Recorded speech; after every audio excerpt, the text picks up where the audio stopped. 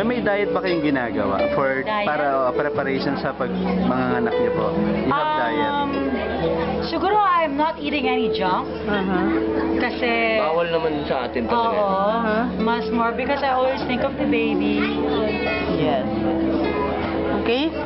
May nagbago rin po ba sa beauty routine niyo? Alam mo, last week Nadagdagan.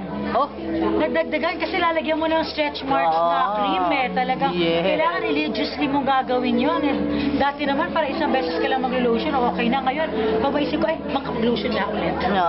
Diba? Pero yung, Nadagdagan. yung personal din, yung kunyari, kung before mahilig ka sa ganitong things, mahilig ka sa ngayon, iba na rin. Yung, No, wala naman masyado. Ganun pa din.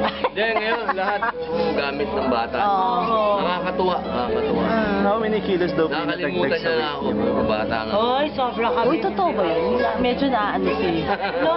No, pero never. I try talaga my best. It's just that because nga I'm on bed rest, so most of the time he's the one doing all the caring talaga. Mas inaalagaan niya ako kasi ako, hindi naman ako masyado makagalaw-galaw. Oo. Oo.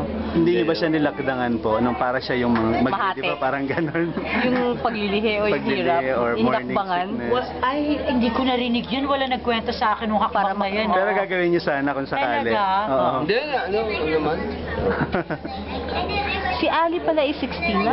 Oo. Your youngest is 16. So, kamusta naman yung excitement ng girls mo and Ali para sa kanilang bagong kapatid? Oo, syempre. Kaya lang, yung mga babae, natutuwa sila.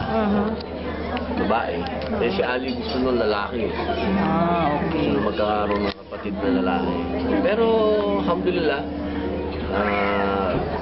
importante, natuloy na yan. Oo, ma. Kasi nalungkot din sila nung dati. Yeah. May due date na po ba daw?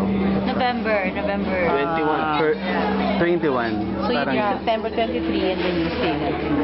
Sana nga, November 23 Beautiful na lang. Christmas. Oo, Ang beautiful nga, Christmas. sana. Okay.